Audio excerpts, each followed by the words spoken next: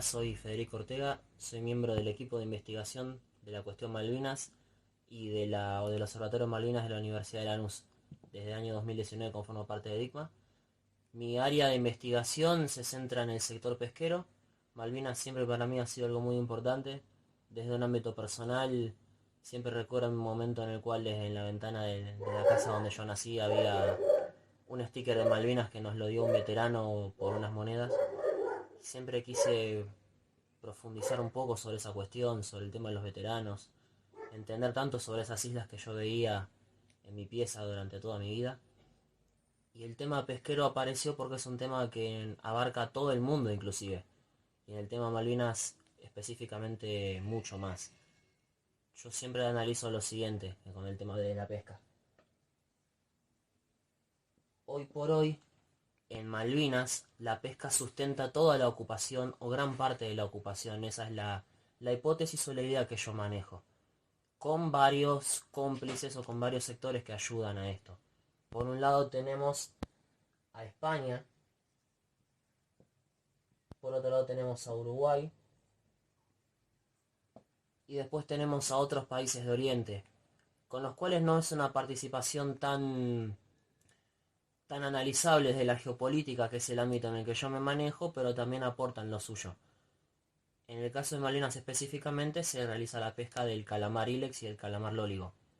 ¿Cómo funciona esto? El gobierno de ocupación de Malvinas otorga una serie de licencias que a cambio de determinada cantidad de dinero pueden pescar en determinadas zonas del océano ocupado por Gran Bretaña durante 2 veces al año, entre enero y otra en julio. España posee entre 16 y 18 licencias del calamar lóligo,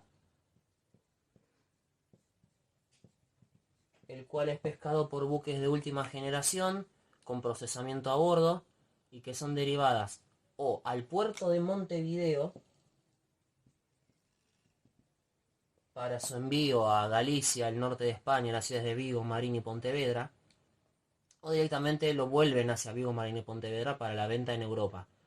Por lo cual yo en mi análisis demuestro que España es uno de los actores fundamentales en la ocupación de Malvinas y que hay también cierta complicidad con Uruguay para la ocupación de Malvinas. Son tomando el tema además de, bueno, legisladores oficialistas uruguayos que en febrero de este año fueron a visitar las Malvinas defendiendo la posición de la ocupación, es decir, en la defensa de la, entre comillas, libertad o de la, entre comillas, autodeterminación de los pueblos.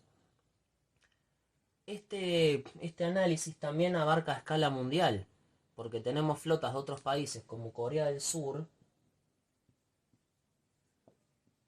Taiwán, que pescan otra especie llamada Ilex, el que uno conoce como el calamar de Mar del Plata. Esta especie es pescada por buques de esta nacionalidad que pescan sin ningún control.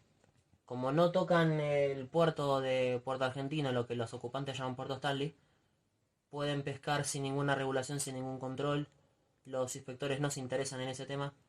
Por lo tanto, acá hay indicios claros, incluso reconocidos por los mismos estadounidenses, el Departamento de Estado de los Estados Unidos, no puede ser catalogado de enemigo de Gran Bretaña, de prácticas como trata de personas, esclavitud a bordo, jornadas sin pagos, explotación laboral, todo eso consentido de una u otra manera por el gobierno de ocupación de las Malvinas. Estas prácticas no solamente ocurren en la zona ocupada por Malvinas, por la ocupación británica de Malvinas, sino también en lo que usualmente se conoce como la milla 201, es decir, en la, entre comillas, frontera entre las aguas de jurisdicción de Argentina y las aguas internacionales, que usualmente en los medios uno ve todo el rosario de luces en el mar, y en otros océanos como el Índico, en las costas de África. Todas estas prácticas son a escala mundial y todas sirven para enriquecer a un puñado de empresas, sobre todo capitales españoles, también de Corea del Sur, de Taiwán y obviamente de China, que China no tiene presencia en Malvinas, sino fuera de las aguas ocupadas por Gran Bretaña, en las cuales también realiza prácticas como esas con tripulaciones que no tocan en tierra durante varios años incluso, con la misma práctica sobre explotación laboral, de esclavitud, de trata de personas, sobre todo de gente del sudeste asiático, pero en análisis geopolítico, que no solamente es de los recursos y de entender cómo funcionan los poderes más importantes del mundo, se puede ver cómo China busca los recursos en la zona de la milla 201 e intenta realizar inversiones de puertos y de logística que reduzcan los costos.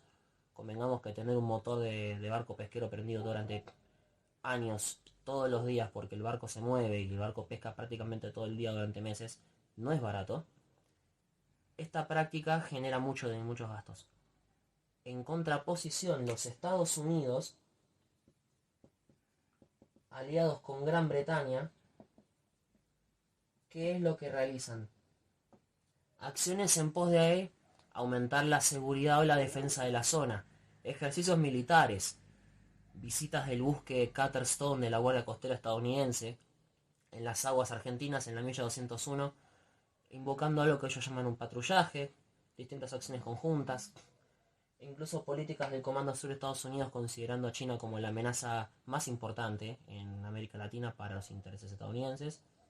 Si bien usualmente se habla del litio, de los recursos en tierra, los recursos en el mar también son muy importantes.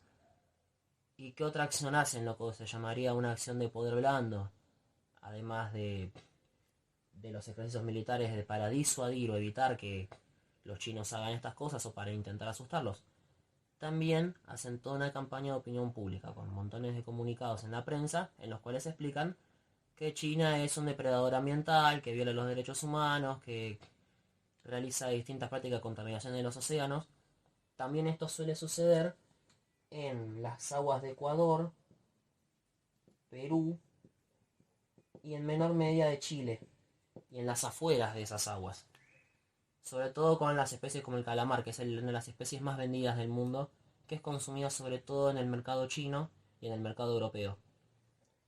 En este sentido, esto nos permite ver cómo Malvinas es como una pequeña puerta de entrada al análisis de una problemática global, que es la pesca ilegal en alta mar.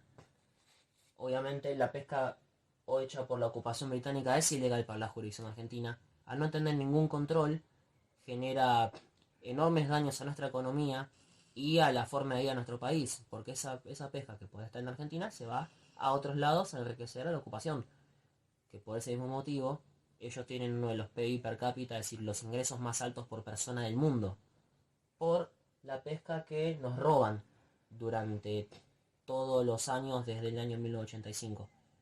El año pasado se estimó que los números fueron cerca de 110.000 toneladas del calamar loligo.